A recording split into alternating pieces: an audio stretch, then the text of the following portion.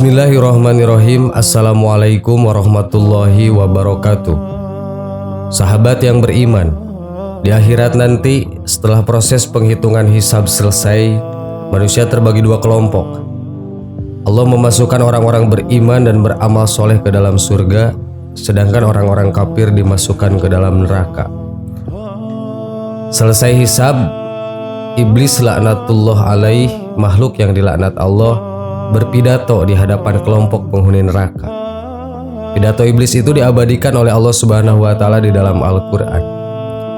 Dan setan berkata ketika perkara hisab telah diselesaikan, sesungguhnya Allah telah menjanjikan kepadamu janji yang benar, dan aku pun telah menjanjikan kepadamu, tetapi aku menyalahinya.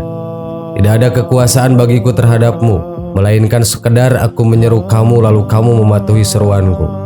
Oleh sebab itu janganlah kamu mencerca aku, tetapi cercalah dirimu sendiri. Aku tidak dapat menolongmu, dan aku pun tidak dapat menolongku. Sesungguhnya aku tidak membenarkan perbuatanmu mempersekutukan Allah dengan apa saja. Sungguh orang yang zolim akan mendapat siksaan yang pedih. Surat ke-14 Ibrahim.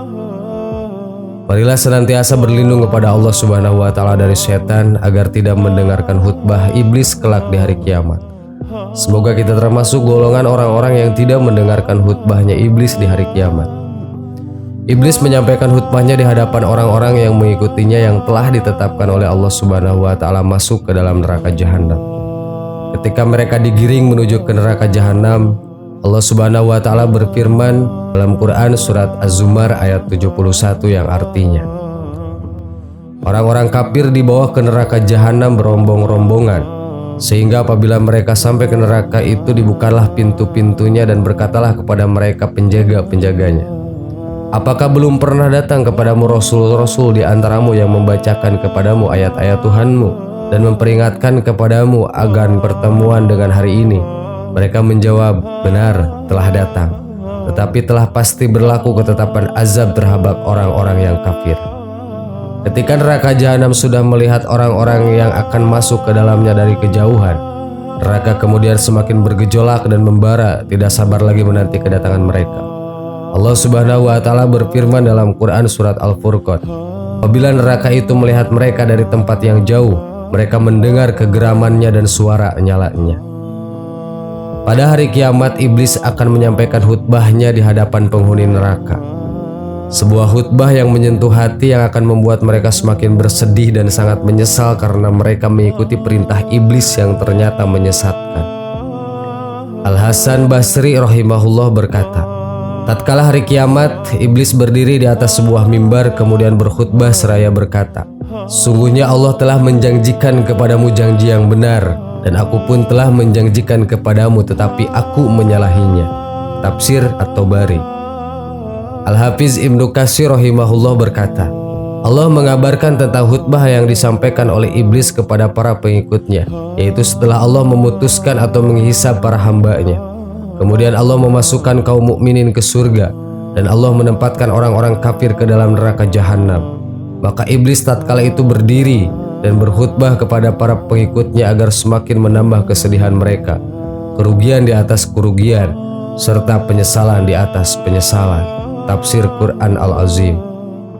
Khutbah iblis di hari kiamat kelak bisa menjadi renungan bersama agar tidak menjadi orang-orang yang merugi di akhirat.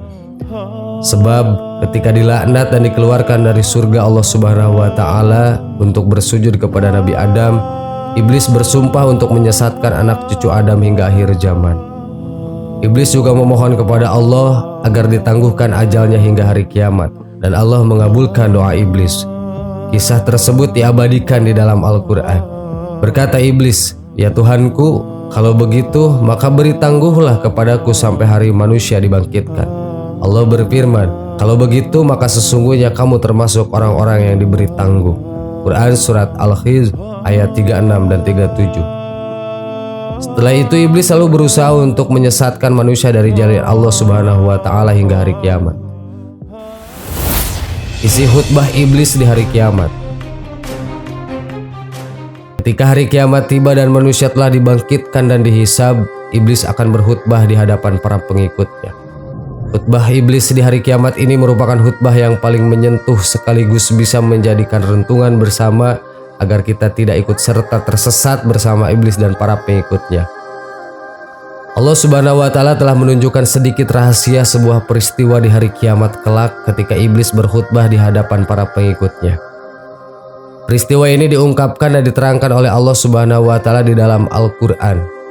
Dan dimasukkanlah orang-orang yang beriman dan beramal soleh ke dalam surga yang mengalir di bawahnya sungai-sungai. Mereka kekal di dalamnya dengan izin Allah. Mereka ucap penghormatan mereka dalam surga itu ialah salam. Quran Surat Ibrahim ayat 23. Iblis kemudian berkhutbah kepada para pengikutnya tatkala mereka akan dimasukkan ke dalam neraka jahanam dan telah melihat api yang menyala-nyala yang siap membakar mereka. Sebagaimana firman Allah Subhanahu wa Ta'ala yang artinya, dan berkatalah setan tatkala perkara hisab telah diselesaikan, sesungguhnya Allah telah menjanjikan kepadamu janji yang benar, dan aku pun telah menjanjikan kepadamu tetapi aku menyalahinya. Sekali-kali tidak ada kekuasaan bagiku terhadapmu, melainkan sekedar aku menyeru kamu lalu kamu mematuhi seruanku. Oleh sebab itu janganlah kamu mencerca aku, akan tetapi cercalah dirimu sendiri.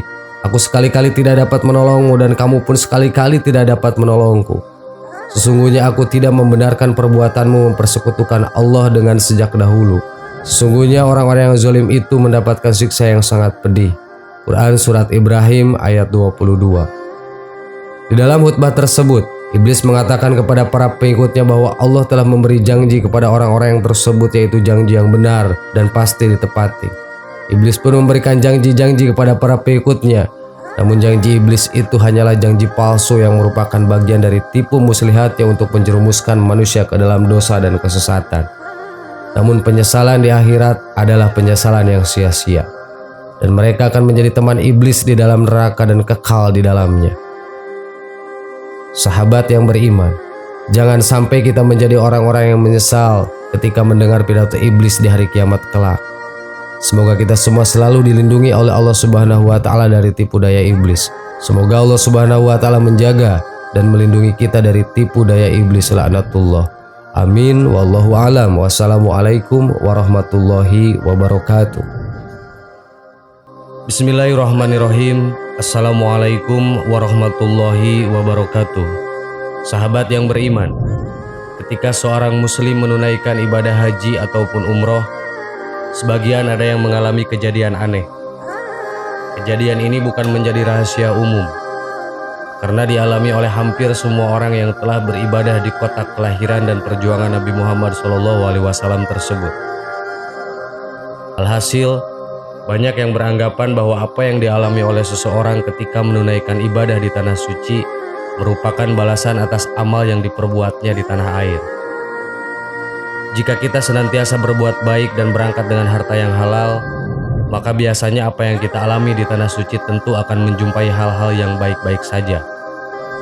Namun kisah lainnya, seperti dituturkan seorang pembimbing travel umroh di Jakarta, salah satu jamaahnya mengalami kejadian yang bisa dibilang langka, baik di Makkah Al-Mukarramah maupun di Madinah Al-Munawwarah, ataupun di tempat pelaksanaan ritual umroh lainnya. Aurat sang muslimah senantiasa terbuka begitu saja. Bahkan ia mengalami bingung, sebab tak ada angin yang menyingkap pakaiannya, ataupun penyebab lainnya. Karenanya, di sepanjang menjalankan ibadah sunnah itu, muslimah hanya bisa meminta ampun kepada Allah Ta'ala atas kesalahan yang mungkin tak disadarinya. Terus seperti itu hingga ia kembali ke negeri tercinta. Dan beberapa waktu setelah itu, teka-teki misteri kejadian aneh yang dialaminya di tanah suci terbongkar sudah. Sebab berdasarkan penuturan pembimbing umroh itu, keluarga yang membiayai saya umroh ditangkap polisi. Rupanya uang yang digunakan untuk membiayai umroh sang muslimah berasal dari sumber yang tidak halal, yakni dengan cara menipu.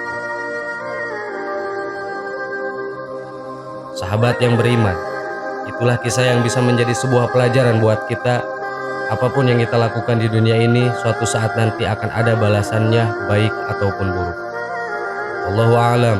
Wassalamualaikum warahmatullahi wabarakatuh.